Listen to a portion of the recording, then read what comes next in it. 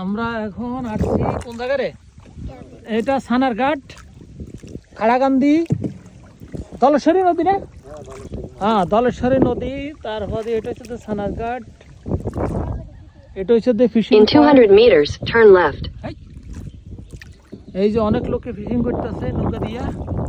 জোরে টান দে, জোরে টান দে, যায় না তো। আমরা এখন যাইতে আছি স্পটে।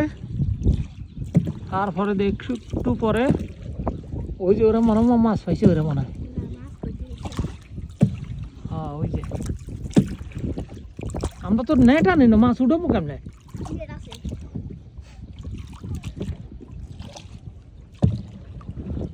খাড়াকান্দি পয়েন্ট, পানি এখনো ক্লিন হয়নি।